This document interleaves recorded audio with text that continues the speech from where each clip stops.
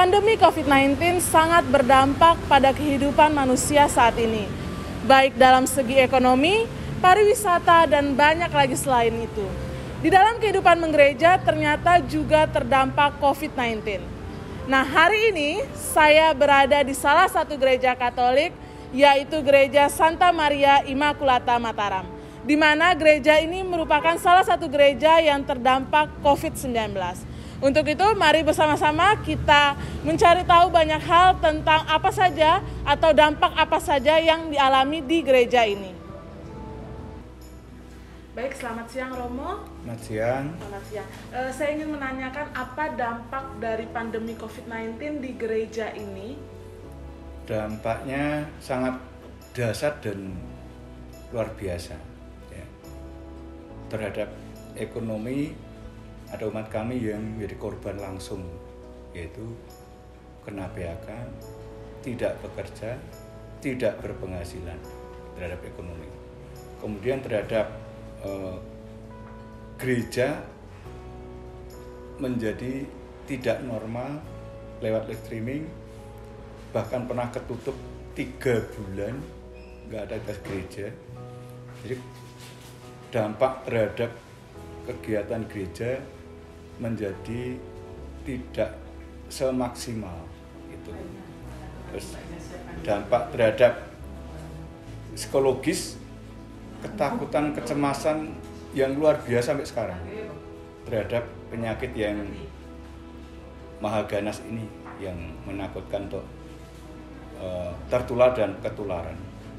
Itu antara lain dampak-dampak yang langsung. Nah, itu aja yang kami alami rasakan di Paroki Mataram ini. Nah, seperti kita tahu juga pandemi COVID-19 ini kan dari PSBB sudah kembali new normal. Apakah gereja Santa Maria Immaculata ini juga sudah menerapkan new normal di gereja? New normal habitus baru ya, kebiasaan hidup baru yang diterapkan dan harus melalui prokes.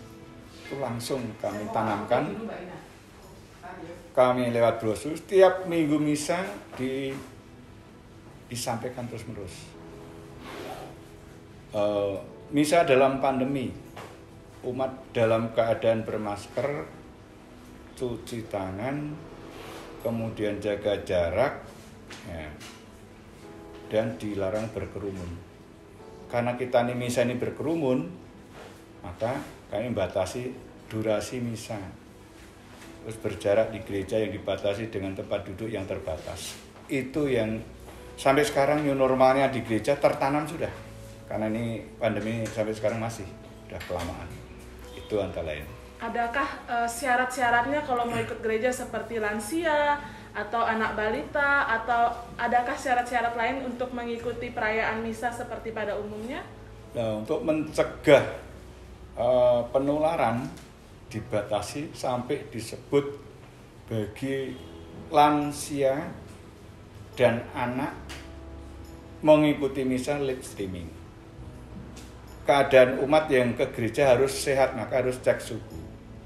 Ya, itu syarat-syarat untuk mengikuti misa di saat pandemi. Nah, itu disampaikan. Ya. Dan sudah dijalankan bahwa tempat duduk yang terbatas kami menambah jumlah misa yang sampai sekarang masih belum ditambah lagi 3 kali karena keadaan belum membludak. Itu antara lain ya.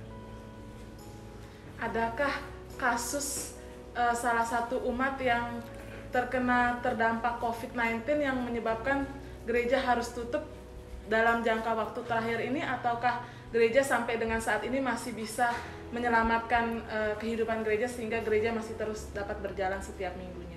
Nah, untung kasus ekstrim bahwa selama pandemi ini belum sampai menutup gereja. Ya. Bahwa ada data orang yang kena itu hanya dihitung 1, ya, tidak sampai untuk gereja, karena tempatnya beda. Bahwa ada orang kena katanya dapat dari KOR dari gereja, itu tidak sampai nutup gereja. Yang bersangkutan isolasi dan yang pernah bertemu dengan yang bersangkutan itu cek langsung. Maka nggak sampai kami melakukan tindakan penutupan gereja sampai 2 minggu itu di Mataram belum ada. Baik Romo, untuk pertanyaan terakhir mungkin, adakah pesan untuk umat Katolik kita dimanapun mereka berada tentang new normal ini? Bagaimana cara mereka menjaga kesehatannya mereka, bagaimana mereka menjalankan aktivitas di new normal ini? Selalu kami dengungkan dalam mimbar, dalam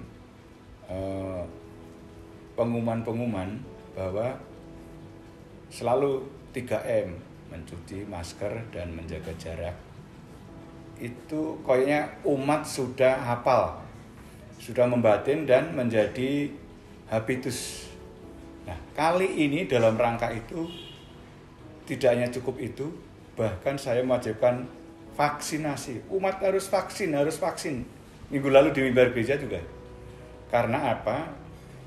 Mendukung pemerintah untuk mencegah itu, karena penyakit belum ada obatnya, sementara vaksin sudah ada. Bahkan nanti ke gereja itu kalau nggak vaksin nggak boleh gereja. Karena apa? Untuk meningkatkan imunitas komunitas. Kalau itu sudah terjadi kekebalan komunitas, kenapa maka diwajibkan pakai masker? Karena belum semua vaksinasi. Saya sudah vaksin, dia belum, maka jaga-jaga. Saya vaksin, dia belum, maka jaga jarak. Kalau semuanya kan aman. Ini yang lagi dalam proses menuju, hampir kayaknya sudah disadari. Setelah saya cek-recek ke tiap lingkungan, yang belum vaksin itu tinggal sedikit kayaknya. Ketika lansia ada, kami sertakan lansia. Ketika yang terakhir 18 tahun sampai tanpa batas, kemarin terakhir saya wajibkan. Itu langkah-langkah tindakan gereja yang untuk apa tadi pertanyaannya? Untuk mengurangi dampak dan rantai COVID. Memutus tali rantai pandemi agar tidak tertular dan menular. Yaitu persis kami lakukan itu sudah di sini sudah. Ya. Dan direspon oleh umat yang juga mentaati hal itu. Ya. Baik, terima kasih Romo untuk waktu dan kesempatannya. Salah satu umat yang kami temui pun mengatakan keprihatinannya terhadap wabah ini. Namun, beliau bersyukur karena gereja dapat kembali dibuka dengan protokol kesehatan. Perasaan saya setelah new normal boleh kembali beribadah di gereja, tentunya bahagia sekali. Kenapa begitu? Karena sebelum-sebelumnya adanya pembatasan untuk ke gereja, adanya penutupan sementara itu membuat saya sedih dan kurang gimana gitu ya, kurang semangat untuk berdoa. Karena terus terang aja Ekaristi itu bagi umat Katolik kan sebagai puncak iman ya, dimana kalau kita tidak menerima secara langsung itu kayak bagaimana gitu. Itu perasaan yang saya rasakan. Dan sekarang Ibu sudah kembali untuk gereja kembali. Iya. Nah, apakah selama pandemi COVID-19, nah Ibu gerejanya apakah live streaming atau ada cara lain untuk tetap beribadah walaupun hanya di rumah saja? Tentunya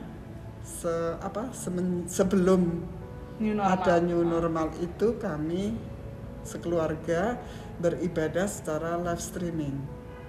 Itu. Adakah perbedaan setelah new normal dan sebelum new normal? Tentu ada perbedaan, perbedaannya besar sekali. Seperti yang saya katakan tadi, kalau sebelum new normal perasaannya kurang bersemangat ya berdoa itu, tapi setelah new normal ini menjadi semangat begitu. Demikian laporan terkini bagaimana dampak COVID-19 di Gereja Katolik Santa Maria Immaculata Mataram. Untuk itu tetap patuhi 5M, menjaga jarak, mencuci tangan, memakai masker, mengurangi mobilitas, dan menjauhi kerumunan. Untuk itu saya Ica melaporkan dari Gereja Katolik Santa Maria Immaculata Mataram.